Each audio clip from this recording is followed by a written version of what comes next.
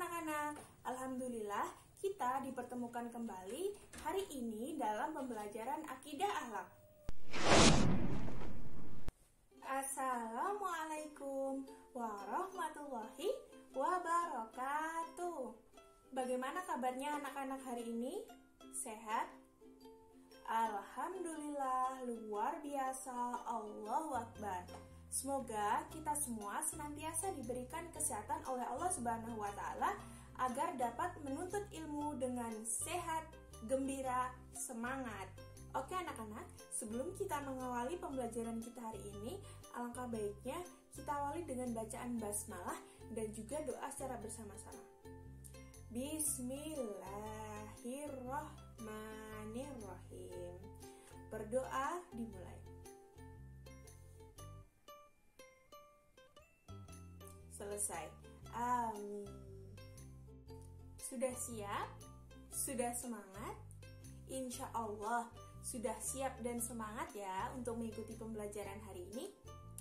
Silahkan siapkan buku kalian masing-masing, baik buku paket, LKS, ataupun buku tulis. Bagi yang belum menyiapkan buku, silahkan ambil bukunya dari sekarang.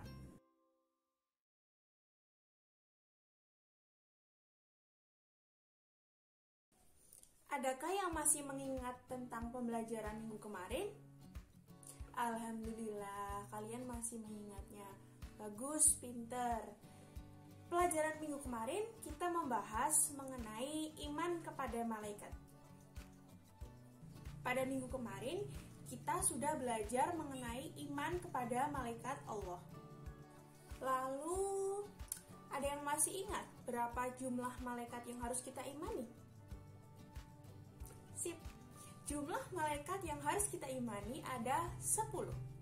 Yang pertama, ada malaikat Jibril, Mikail, Israfil, Israil, Munkar, Nakir, Rokib, Atid, Malik, dan juga Ridwan.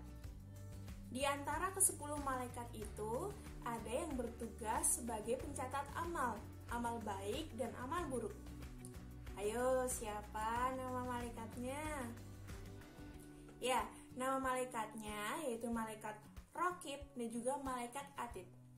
Malaikat Rokib ini bertugas mencatat segala amal baik manusia ketika hidup di dunia. Sedangkan malaikat Atid adalah malaikat yang mencatat amal buruk manusia ketika di dunia. Nah, tugas dari malaikat Atid berhubungan dengan materi yang akan kita bahas pada hari ini. Karena pada hari ini kita akan membahas mengenai akhlak tercela. Nah, akhlak tercela ini ada kaitannya dengan tugas malaikat Atid. Sebelum ibu memulai pembelajaran hari ini, di antara anak-anak sekalian adakah yang ingin bertanya? Belum ada ya? Jika ada pertanyaan, silahkan japri ke WA ibu ya. Materi kita pada hari ini yaitu membahas mengenai akhlak tercela. Ada banyak contoh mengenai akhlak tercela di kehidupan kita sehari-hari. Di antaranya berbohong dan mengejek teman. Contoh tadi merupakan contoh dari akhlak tercela. Tetapi pada materi kali ini kompetensi kita yaitu memahami apa itu akhlak tercela, riya, dan juga nifaq.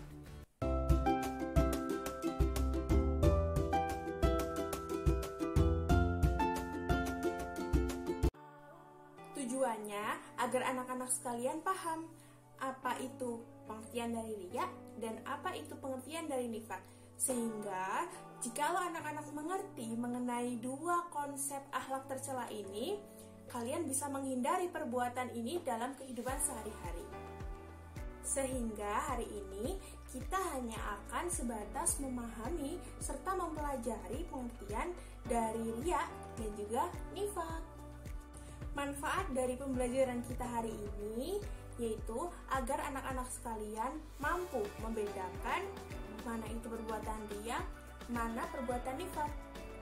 Dan jikalau anak-anak sudah mengerti perbuatan riya dan juga nifaq, ibu harap anak-anak bisa menghindari perbuatan tersebut. Karena perbuatan tersebut akan mendatangkan kemudaratan dan juga kemurkaan dari Allah Subhanahu wa Ta'ala. pertama, kita akan membahas mengenai riya. Kata riya berasal dari bahasa Arab ru'ya, yang berarti menampakkan suatu kebaikan di hadapan manusia.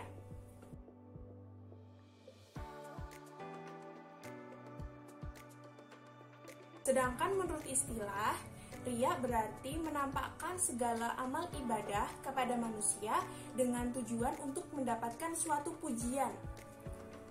Dia tidak mengharapkan keridhaan dari Allah dan tidak berniat ibadah kepada Allah Subhanahu wa Ta'ala.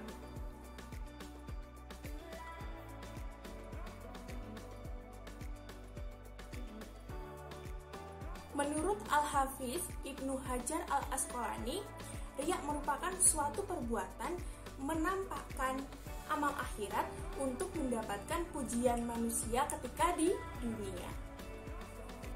Yang kedua yaitu nifaq. Kata nifaq juga berasal dari bahasa Arab, dari kata nafiqo al-yarbu, yang artinya lubang sejenis hewan tikus.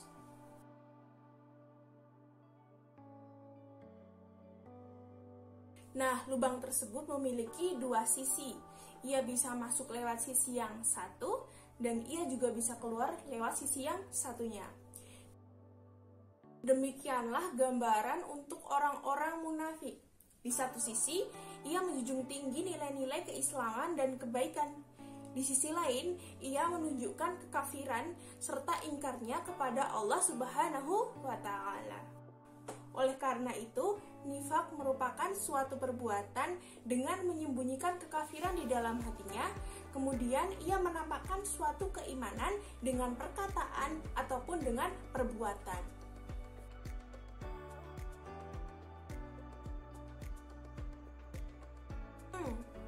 Untuk itu, pelaku dari nifaq ini disebut dengan munafik, karena ia tidak memiliki kesesuaian antara hati nurani, perkataan, dan juga perbuatannya. Orang yang munafik justru akan membohongi dirinya sendiri, orang lain, dan juga Allah Subhanahu wa Ta'ala. Di hatinya sesungguhnya tidak ada iman. Berdasarkan pengertian yang telah Ibu paparkan, dapat dipahami bahwasanya perilaku riya dan juga perilaku nifaq adalah suatu perilaku yang tidak terpuji dan tidak boleh ditiru, ya. Karena kedua perilaku ini pelakunya akan dihukum oleh Allah dengan dimasukkan ke dalam neraka. Karena pada dasarnya orang yang berperilaku riya akan melakukan sesuatu untuk mendapatkan pujian dari sesama manusia, bukan karena beribadah kepada Allah. Itu perilaku sungguh tidak terpuji. Orang munafik, yaitu orang yang melakukan nifaq, dia tidak memiliki kesesuaian antara hati nuraninya dengan perkataan dan juga perbuatan. Perkataan dan perbuatan yang dilakukan hanya ingin menutupi hati nuraninya. Ketidaksesuaian itu akan membohongi dirinya sendiri dan akan mendapatkan laknat dan dosa besar dari Allah Subhanahu wa Ta'ala. Kedua perbuatan tadi, yaitu riya dan juga nifaq, tidak sepatutnya kita contoh dalam kehidupan kita sehari-hari. Karena jika kita melakukan salah satu dari kedua perbuatan buruk ini, kita akan mendapatkan murka dari Allah Subhanahu wa Ta'ala. Ibu akan memberikan masing-masing satu contoh perbuatan riya dan juga perbuatan nifaq. Yang pertama, perbuatan riya.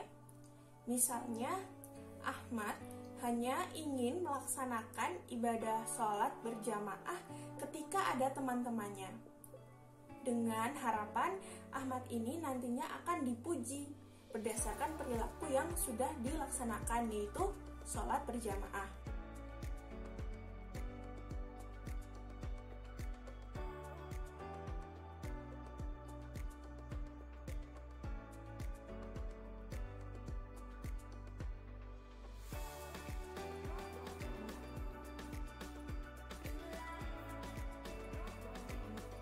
Yang kedua yaitu contoh nifaq. Ada seorang anak bernama Ani. Nah, si Ani ini mengaku dia sebagai seorang Islam. tetapi dia tidak melaksanakan rukun-rukun Islam seperti zakat, puasa, dan lain sebagainya. Nah, Ani di sini disebut sebagai orang yang munafik karena perbuatannya yaitu dia melakukan suatu perbuatan tidak terpuji berupa nifaq.